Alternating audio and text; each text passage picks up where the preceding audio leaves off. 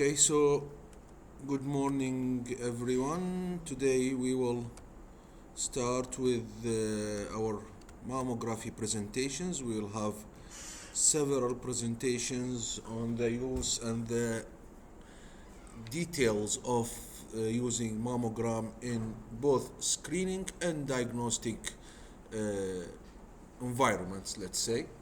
First of all, we will start with a general overview of our mammography, what it's used for, how it's used, what are the things that we should look for in mammogram, and if we are lucky enough and we had enough time in the coming weeks, we will have another detailed presentation of evaluating breast calcifications on mammogram with I think over 1,000 image of mammogram or something like that.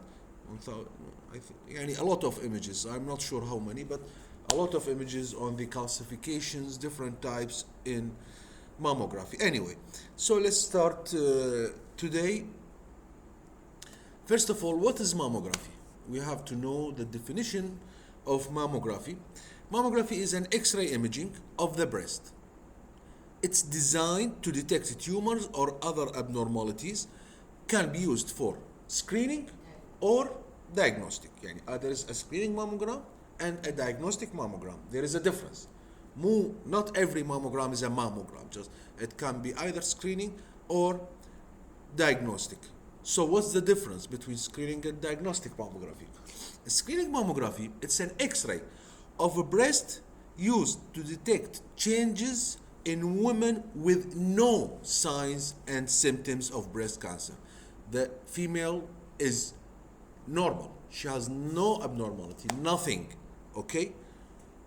She just does the mammography for early detection. There is nothing wrong with her. And you must have a screening program in order to have a screening mammogram. What does that mean? What's a screening program? Screening program every female above 40 years of age must have a mammography at least once per year. Some say once every 2 years. There is some debate about that, once a year or once 2 years. So you need to have specially equipped units that goes to the far areas, to the villages, to the mountains, and gather all the women there and do mammography for all of them, and you get the results, and then you choose the ones that have some suspicion of or have some abnormality of the breast, and you call them back. Come please, we need to do other views, other exams, we need to do an ultrasound, we need to do a biopsy, we need to do a breast MRI, we need whatever, depending on the case. So you image like 100 case every day, and you have a whole unit of radiologists and technicians and whatever that are dedicated to reporting these mammograms. That's the screening part. The screening part, every woman who does a screening mammogram do two views. That's the craniocaudal and mediolateral oblique. This is the standard screening mammogram, okay? So what's the difference from the diagnostic mammogram? It's used to check for breast cancer after a lump or other signs of breast cancer is found. So if the female has some signs, whatever, she has nipple discharge, she has mass, she has retraction of the nipple, she has skin tethering, whatever, then this is not called screening, it's called diagnostic mammogram, okay? So, regarding the screening mammography, according to the Mayo Clinic reference, we have different recommendations, let's say. First of all, it depends on the age, on the breast cancer risk, whether mammogram is needed or not, clinical breast exam and breast self-exam. Breast in patients 20 to 39 years old with average breast cancer, the mammogram is not needed. The screening. I'm talking about screening mammogram. So you don't do a screening mammogram until the female is 40 years of age. After 40 years. Before, Diagnostic, that's a different story. If she has a lump, she goes for diagnostic. No screening needed. But if there is nothing wrong with the patient, you go for screening after 40 years of age. And the clinical breast exam recommended every 3 years, and breast self-examination in all groups should be recommended to be done frequently in order to increase the likelihood of early detection.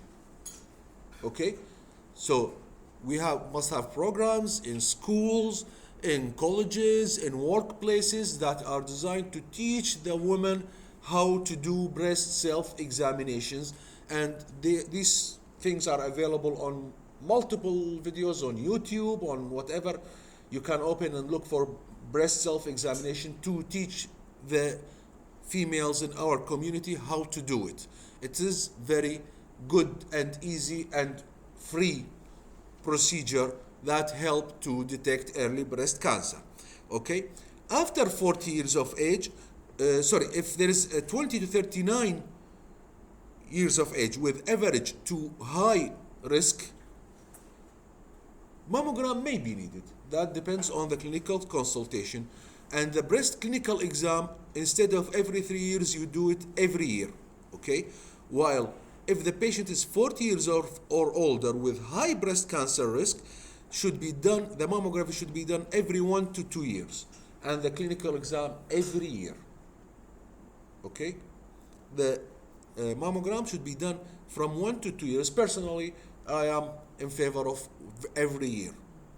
Some people recommend every 2 years, but I think mostly this is because economical concerns. It costs money. But the health is, I think, more valuable than money, so every year is better. So, what are the factors, when we say high risk or average to high risk or average risk, what are the risk factors that lead to breast cancer? It increases as the woman gets older. First of all, it's the age, because most breast cancers occurs over the age of 40 or 50 years old. However, keep in mind, in our part of the world, in our community, we don't have an exact surveys, let's say, but we are seeing breast cancer more and more in younger age groups. And I think this is mainly due to the pollution of the environment, due to the previous wars that happened in the area, previous environmental factors that are causing the risk of having breast cancer to increase in younger and younger age groups. We have many patients in their 20s and 30s with metastatic breast cancer, not only breast cancer. And so we need to be more careful in that regard. Second, the personal history of breast cancer, our family history of breast cancer, and if there is certain breast changes on a biopsy, like atypia or hyperplasia, she did a biopsy for whatever reason, and there is atypia or hyperplasia, this is a high risk for breast cancer. If the patient has a BRCA1 or BRCA2 genes, they are high risk for breast cancer. The reproductive history, the menstrual history, long use of postmenopausal hormone therapy, the breast density might have an effect on increasing risk of breast cancer, previous radiotherapy for whatever reason. If she has another cancer, for example, the body weight might have effect, physical activity level, and alcohol. Okay, and keep in mind, alcohol is present in our community, even in females. So don't say we are in a conservative community. No, it is here. Okay, you might not know of it, but it is here. Anyway, so if a patient comes for a mammogram, how to prepare her? What instructions to give her? First of all, it's advised to schedule the mammogram on a period in which the breast is least tender, least painful, and that is usually immediately on the first few days after the menstrual cycle, because before the menstruation, the breast gets swollen, gorged, and tender, and that will make the mammography uncomfortable first. Second, you will have to decrease the compression and thus decrease the quality of the image, and decrease the likelihood of detection of breast cancer. So preferably in the days after the menstrual cycle, you schedule the mammogram to make better compression, better detection, better sensitivity of the mammography. And you tell the patient, please, when you come on the day of the mammogram, don't put deodorants, don't put perfumes, don't put talc powder, don't use any kind of substance on the skin. They might appear as a microcalcification and lead to false diagnosis and worrying and things like that. Okay, so don't use anything, not in the axilla, not on the breast. Just come clean, have a shower and come. Okay, so the typical standard mammography unit is just like that. You have the X-ray tube here, okay, and you have the film holder here, and you have the compression paddle here. Usually these are controlled by the foot paddles. Okay, the technician controls them by the foot pedal. Keep in mind the mammography machine is not a standard X-ray machine. It is a specialized machine that uses special kind of tube, special radiation energy, and most importantly, special cassette, special film. It's not the standard film. Okay? I swear to God, one time I had a patient, she did mammogram somewhere else, and they did it for her using the usual X-ray machine on an X-ray film TID, and really there is nothing on the mammogram, just a white spot. So that's a crime. A crime in all measurements. Economically, physically, on health, on detection, on جريمة يعني. اوكي؟ اكس راي اعتيادي حاطين كاسيت وحاطين البريست ومسوي له وروحي هذا ماموجرام. Okay?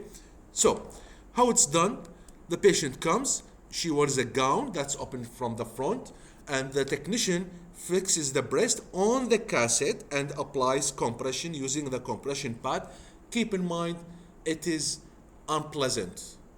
It might be a little bit painful or discomfort to the patient. So try to make as much compression as possible without annoying or hurting the patient. يعني you have to balance between compression and physical annoyance, let's say. The standard mammography views are craniocaudal and mediolateral oblique, and that's how the craniocaudal view is done. The compression paddle is up and the cassette holder below, and the tube is somewhere here, and the exposure done like that. The MLO view, the tube is oblique, and they get the exposure from the medial to lateral, including the axilla. Try to make as much as possible of the axilla appear. So the views will be something like that. Of course, this is conventional mammography, not the digital one. The digital one gets a little bit better images. This is the craniocaudal view, and this is the mediolateral oblique views. And in order to judge that this is a good mammogram, first of all, the nipple should be in the center of the image bilaterally, and it should appear clearly. Okay, and in the craniocaudal views, this is not very good view, but because you need to show the pectoralis muscle. If the pectoralis muscle is seen here, that's a good view because it gives you, the radiologist, gives you an impression that the technician has imaged all the breast parenchyma there. Here, I cannot know if there is a lesion somewhere deeper, which the technician did not take. If you see the pectoralis shadow, then I'm sure that the technician imaged all the breast. However, does that mean that this is a bad mammogram and I have to repeat it? No. Not always this is possible. Sometimes it's possible, sometimes it's not. But if they manage to show the pectoralis muscle, then that's better. That's excellent. Okay? And in the MLO view, again, the nipple should be in face, and you should see this. What's this shadow? the pectoralis shadow as much as possible in order to detect any axillary lymphadenopathy. Yes, يعني بس هنا يعني on this view it will appear something like this, something here elongated, while in the MLO view it will be in the corner. Okay? Now, is mammogram sensitive? The sensitivity of the mammogram depends mainly on the density of the breast. If the breast is dense, which means the patient is younger, then the sensitivity is less. If the breast is fatty, which usually means the patient is older age group, and this means more sensitivity.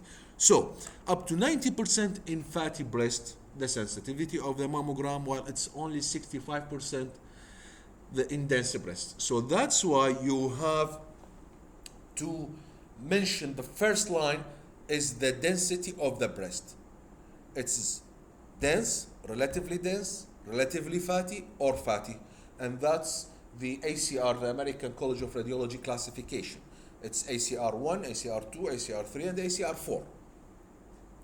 ACR, basically the more the number, the more the glandular, the more dense breast. So ACR4 is breast with more than 75% glandular tissue.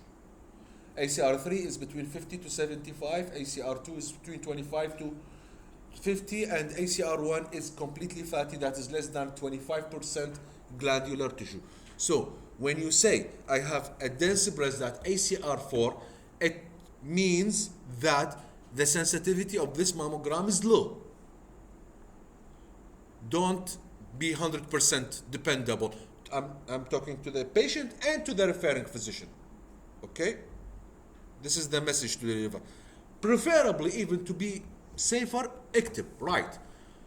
Dense breast, ACR4, decreasing the sensitivity of this mammogram. To alert they might not know, you don't know. They may know what you are saying or not. So come clear to it. I already say fatty breast, increasing sensitivity of this mammogram. Because when you say fatty, in my opinion, you are in trouble, because you cannot miss anything. It's fatty, it's everything there. You don't have any argument, you can't miss it. Okay? So, does the mammogram have any risk to the patient? The answer, theoretically, yes. Theoretically. Mammography uses a very low radiation dose. It's very low. It's in the range of 300 millirad per view. That's a really low dose. However, multiple studies conducted that the risk is much less than the benefit of the mammogram. That's the mammogram is more beneficial than its risk. So it's cost benefit. Someone says, well, I don't want this risk, even if it is low. واحد ممكن, a doctor for example, come do mammogram. No, it has some risk. Well, how much is the risk? Theoretically, يعني بالورقة وقلم, not in real practice, it is calculated that mammogram can cause breast cancer, the mammogram itself, cause breast cancer 1 in 5 million exams. من كل 5 ملايين mammogram, one of them might cause breast cancer. However, this is theoretical. In real life, it is even less. 5 مليون واحد يصير به mammogram. So it's really low risk. Every woman should have a mammogram after 40. This is the way to go, okay? Especially over the age of 50, even more. So, what do we see on a mammogram? We have a mammogram. We want to know what to look for, what to see. First of all, we have the muscle, we have the axillary lymph nodes, we have the fatty tissue, we have fibrous strands, you can see some linear densities, and you have the glandular tissue. Also you have the skin. These are the things that normal breast have, normal, okay? Regarding the breast density, you can see here, this is the averaging of breast density. This is ACR 4, 3, 2, and 1. So you need to mention what is the density of the breast. Here you can have a tumor and you cannot see it. It's dense breast. And this happens mainly in lactating patients, in young patients, okay? Lactating, they have very dense breasts. So, you would go for something else, like an ultrasound, an MRI, clinical exam. You look for other things. Basically, for me, I will go for ultrasound, but that depends on the case and the situation. So, what are the signs of breast cancer on mammogram? Someone did a mammogram. What are the things that I need to look for in order to say, well, this patient might have a breast cancer, I need to do something else? Number one is mass. أول شيء نشوفه بالماموجرام is there a mass or not? It is a space occupying lesion seen in two different projections. That is the definition of a mass. What is a breast mass? Space occupying lesion seen in two different directions, craniocaudal and MLO, in order to be called a mass. You saw a mass. So what to say about it? You describe the form. Is it round, oval, lobular, or irregular? Okay. The margins of the mass is just like the bone lesions, you know, the matrix and zone of transitions and things like that, periosteal. There are some features to be described in breast masses. The margins, are they circumscribed, that's sharp or well defined? Are they indistinct, speculated, microlobulated, or it's overlapped by breast parenchyma? And you describe the density of the mass. It is high density, isodense, hypodense. Hypodense can be fat, okay, or a lipoma or a galactosile. Now, the mass shape can be either round or oval, lobulated, irregular, or just in the form of architectural distortion. No distinct mass, is just area of architectural distortion. This is the shape. The margins can be circumscribed, obscured, microlobulated, ill-defined, or speculated. Tamam? For example, let's see this case here. This is an oval mass, round, well circumscribed margins, upper outer quadrant of the MLO view. Okay? It's a well-defined mass. While here, also well-defined and well circumscribed margins. You can see in the magnification. It's very well defined. Okay? Again, you can see here a well-defined margin. Rounded, very sharply defined. Now, this is a case of phylloides tumor. Phylloides has a very well-defined margin, large but well-defined. Okay? Now, let's see this one. This margin is lobulated, yani microlobulated. In the compression view, or sorry, in the magnification view, you can see the microlobulations in the periphery. It's not sharply defined, it's microlobulated. Okay? Now, what about this one? It's, no, this is a well-defined with overlapping breast parenchyma, overlapping shadows. Okay? So this is magnification view. This is a magnification view. You can see the breast parenchyma obscured by the, obscuring the margins of the mass. It is not an ill-defined mass. It's just breast parenchyma. You need to see both views in order to be sure. You are told Okay. that if there is some overlap, magnification should be Do magnification, do other views, do whatever you need to do in order to, well, here it's just, I think this is a breast parenchyma overlying it rather than it being speculated. While you can see here, this is an ill-defined margin. You can see this magnification view. It is here, this part is not well defined. This, you can see this part clearly, but this part here, it's not well defined. This part is suspicious. Another example, you can see here, this is ill-defined in the magnification view. This part here is not very well seen. Maybe this one is okay, but here it's not. Okay?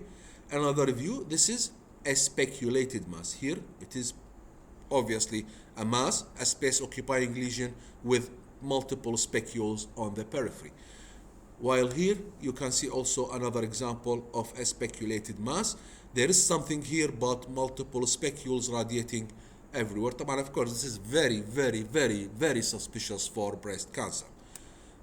Again, here you can see a speculated ill-defined mass with multiple specules radiating everywhere, and in addition there are changes, calcifications of plasma cell mastitis.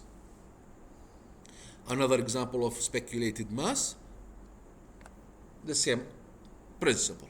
Tamam? Now, let's talk about the calcifications in the breast. What do we have? First of all, in order to understand what are the suspicious and what are the non-suspicious calcifications, we need to understand what's the terminal ductal lobular unit. The terminal TDLU, the terminal ductal lobular unit, is basically the functional unit of breasts, the part of the breast that can function on its own. It has its own gland, its own tubes and ducts leading to the secretion of the milk. It's basically like this. It's a duct ending up in multiple acini that secretes the milk in lactating females. So the calcifications can either be within the acini or within the ducts. Okay?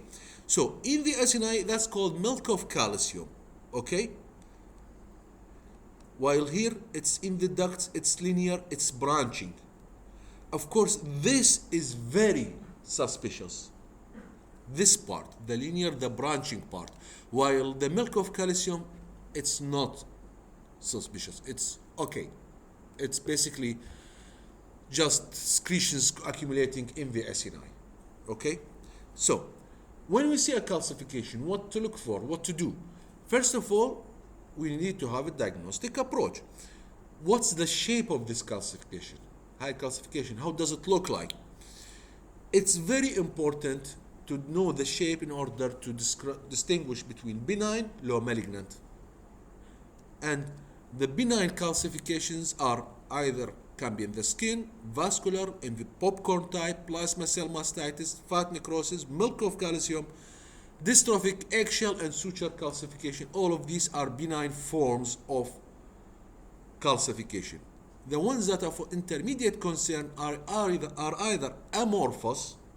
What do you mean by amorphous? They do amorphous, morphous shape, no shape. They don't have a particular shape.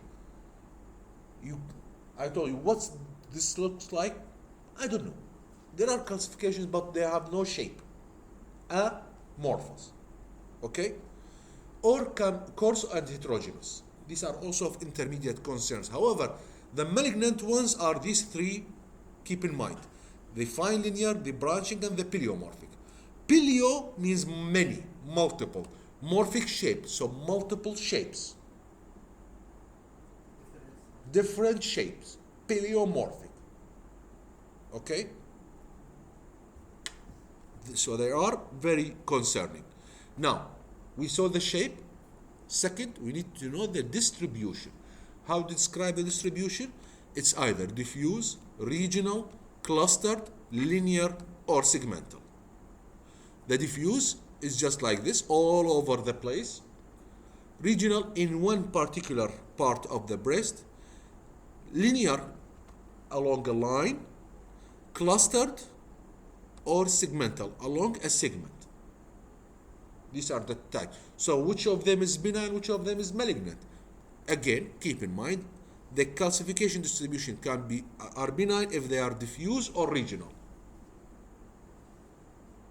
Either diffuse all over the breast or in a region, not segment, region. Okay? If they are clustered, they are of intermediate concern. If they are linear or segmental, that's risky. In a segment, triangular towards the nipple, دير بالك. أو linear. Linear along a duct. We said branching in a duct is concerning. For example, let's see this one here. What do we have here? We have an artery, and the wall is calcified. Again, an artery here, and the wall is atherosclerotically calcified. That's definitely benign. We see a lot of these in diabetic patients. If the patient is diabetic, a lot of this we see. Okay? Now, let's look for round and punctate calcification. You can see it in fibrocystic changes or adenosis. In the skin calcification, if the patient used talc powder, rarely in ductal carcinoma in situ. You can see some round or punctate calcifications just like this. They are rounded. Okay? Coarse or popcorn-like. Are they benign or malignant? Benign. Just like this case. This is what's called coarse or popcorn-like, and they are typically in fibroadenomas. Involuted fibroadenomas, they give you this shape of calcifications. Okay? Again, this example of mammogram containing fibroadenomas that are calcified, involuted in all different stages. This is very calcified, this is going to be very calcified, this is starting to be calcified in different stages. All of them are benign, nothing to worry about. Okay? Let's see if there is eggshell or rim calcification. Is that benign or malignant? It's benign. You can see in this example, there is this lesion in 2003, it was like that. In 2007, it becomes like that. It's eggshell or rim calcification. Nothing changed in over 4 years. So we have nothing to worry about. Okay? Now, what do we have here? What kind of calcification is that? This is rounded. Yeah, the distribution is regional, but the shape I'm talking, the shape is rounded. It's basically multiple calcified oil cysts. You see part of fibrocystic disease or adenosis. Okay? Now, what do we have here? What kind of calcification is that? This macro or micro? It's a macro. What kind of macro calcification? Popcorn mostly, okay? And you can see the hypodensity here and the hypodensity within these lesions indicating this fat content. So what contains fat and calcifications? Hamartomas. So there are multiple hamartomas in this breast, okay? Okay, pleomorphic are for micro calcifications. When it's macro, you don't apply the pleomorphic term. You can see here, there is something abnormal. This patient had previous surgery for whatever reason, I don't know. When you go to magnification views, you can obviously see the sutures, the stitches of the surgeon. Some of them have peripheral calcification. These are suture calcifications. These are not a branching or concerning and you might have cancer, let's go for... This is just suture calcification. Keep that in mind. Okay. Now, if the patient have trauma to the breast, and years after that she comes with this kind of calcification, this is what dystrophic calcification, dystrophic, like coarse, irregular, big, some part of the breast that has previous some injury. Patient might not have a history of trauma. Again, this kind of calcification is usually dystrophic. It's benign, it's nothing. You don't need to worry about it. Okay? Now, let's come to the worrying part. When بنقلق, if we have amorphous or indistinct calcifications, you can see here, these are some clustered parts of calcification. If I tell you, what is the shape of this calcification? I don't know. This looks something, this is something else, this else, this else. Everyone has it has no specific shape, no particular shape. It's amorphous, no shape. That's a Birat's 4 calcification. Okay? Now, let's see here. What kind of calcification is that? Again, do you have a specific shape? Is it rounded? Is it elongated? Is it rectangular? It's amorphous. Each one has its own shape. This is a very suspicious Birat's 4, and This patient did a biopsy and it was fibrocystic changes. Crushing just amorphous. Sorry? There's something crushing. It is amorphous or something else? It's just dystrophic calcification. You say dystrophic calcification. Okay? And we said amorphous is intermediate concern. So it's a BIRATS 4. For example, in this case, it was just a benign fibrocystic disease, nothing else. High clustered. This we said about it clustered. Okay? Tamam. Now, let's see here. Coarse granular microcalcification. It can be seen in fibroadenomas, fibrosis, or fat necrosis. You can see coarse heterogeneous calcification in the segmental distribution. This is just a breast segment. Of course, when you say that, you give a BIRATS 4, definitely. Okay? Biopsy done, it showed calcification with fibrous trauma. Again, no problem. Your job is to determine the level of risk. The BIRATS, here it's 4. تمام؟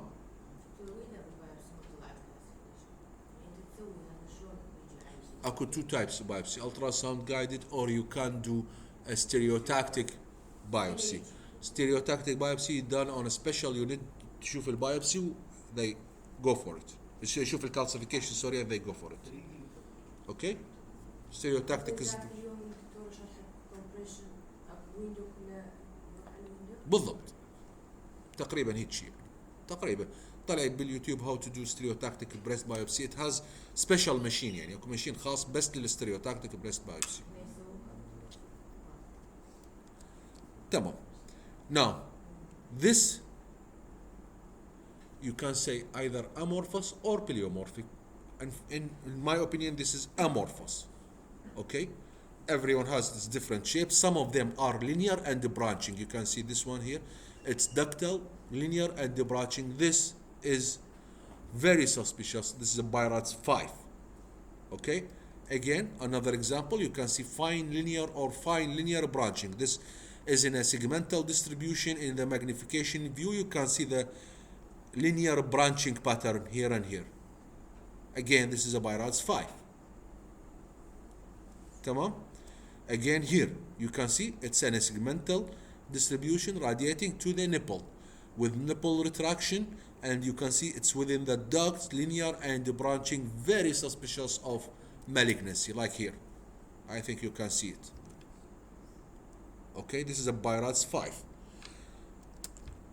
Now, again here you can see fine linear branching calcification in a segmental distribution.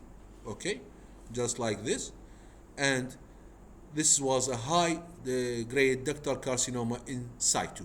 It's linear along the branching ducts. This is very suspicious. Different size, different shape, different. It's within a segmental distribution. Some of them are linear and branching, like we said. Okay. Now, again here you have a mass that's speculated. It's not very well defined with overlying microcalcifications. They are pleomorphic, or you can say amorphous. Again, this is BIRATS 5, definitely malignant, and biopsy showed high-grade ductal carcinoma in situ with invasive carcinoma. Okay. Should we stop or continue? Anyway, we'll talk for like few minutes, few slides. Other signs of the secondary signs of cancer at mammography, we should look for nipple inversion or retraction, architectural distortion, skin thickening, axillary lymph nodes, and tissue asymmetry, and developing neodensity. You compare with the old mammograms. Anything new? Is this density new or not? For example, architectural distortion, you can see it here in the MLO and CC view. There is no distinct mass. It's just the architecture of the breast is distorted. It's not normal. And of course it's not symmetrical on both breasts. So this is a suspicious thing. Okay. Again, you can see here an area of architectural distortion. And here you can see non-mass lesions. Exactly. So here is focal asymmetry. You have two breasts, and you can see there's something here that does not apply. Again, in the CC view, something here, there is nothing symmetrical on the other side, not looking the same. So this is also worrying. You need to do other further management, you know. So at the end, you get a final assessment category.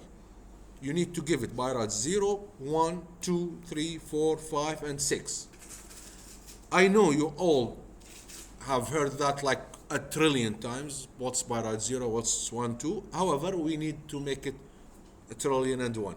Another review. BI-RADS 0 needs additional imaging or additional workup, prior mammograms. You need to do something further to evaluate. BI-RADS 1 is negative. There is nothing to comment on.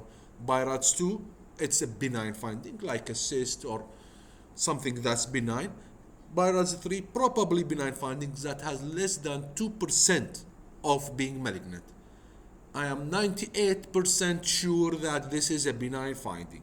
98. You might suggest short interval follow-up. Come please after 1, 2, 3 months. We will re-evaluate. BI-RADS 4, basically, when you say BI-RADS 4, you mean I don't know. When you say this breast has a BI-RADS 4, it means we don't know. It might be benign, it might be malignant. It has probability from 2% to 95% of being benign or malignant. Some people divide them into ABC, but basically it's BI-RADS 4. When you say BI-RADS 4, you are saying I don't know. ومن قال لا أعلم فقد أفتى. يعني it's nothing to be ashamed of. مو عيب إنه نقول أنا ما أعرف. We don't have enough to characterize this lesion. We need to do something else, depending on the lesion, on the patient, on the place, on the available equipments. حسب. زين. BI-RADS 5 means I am 95% sure that this is malignant, even more than 95. You should do something. You should go for biopsy, for surgery, for whatever. Okay? BI-RADS 6, patient is already known biopsy. known malignancy. The patient is a known patient of malignancy. Okay? هسه اجيلك على الموضوع. So, first of all, you should know the majority of our findings are BI-RADS 4. يعني إذا تسوي research إنه what are the findings that we see on mammogram and how many percent is 1 or 2 or 3 or 4 or 5, you'll see that the largest number will be BI-RADS 4 because it's from 2% to 95%. So most of the times we just not sure. We might say it's probably benign, probably malignant, but I'm not sure. I cannot tell the patient go home, you are benign, because this will mean BI-RADS 2 or 3. First of all. Second, the BI-RADS you give for the breast that is not treated. يعني patient اجت عندها ماس ما حد طاخها لا مسويه سيرجري لا كذا هذه تعطيها BI-RADS اكتب لها BI-RADS 1 2 3 4 5 the mass or you give the whole breast يعني you see benign finding and malignant finding you give a BI-RADS 5 ما تعطي BI-RADS 2 فهمت شلون؟ ممكن تقول اكو مثلا cyst in upper outer quadrant this is a BI-RADS 2 and there is a speculated mass in the lower inner quadrant this is a BI-RADS 5. Okay? وحده عندها بريست كانسر ومسويه ماستكتومي وجايه فر ماموجرام او لومبكتومي سوري مسويه لومبكتومي وجايه فور ماموجرام هاي ما تنطيها بايرات ما تعطيها بايرات طلع من خانه البايرات الماس او الليجن اللي treated or operated on or whatever biopsy مو treatment ده حكي treated حتى مثلا finding the aspiration البايوبسي والاف ان اي والهذه هذا is not treatment. if you do a biopsy اكسجينال خلاص شالوا الماس بعد زين ما عندك ليجن هذا طلع من خانه البايرات خلاص صار مثلا evidence of previous surgery in the left breast و that's it. The rest of the breast parenchyma is normal, no focal lesions. The rest of the breast is بايراتس 1 or 2 for example. تطير البايرة للجديد. اوكي وحده عندها بريست ماس سوت بايوبسي صار طلع مالجنت سوت بايوبسي طلع مالجنت ترجع اخذت مثلا نيو ادجوفانت كيموثيرابي تجي فور فولو اب ماموجرام هذا ايش قد ينطي بايراتس 6 هذه نون كانسر بس نوت اوبريتد اون الماس المالجنت موجوده بعدها ما شالت هذا يصير بايرات 6 كل اللي كتبه انه it's getting smaller getting bigger same size بيها صار calcification ما بيها calcification الاxillary lymph nodes cover as a comparison to the previous mammogram but whatever the change is it is birat 6 ما دام proven malignancy. فهمت الموضوع؟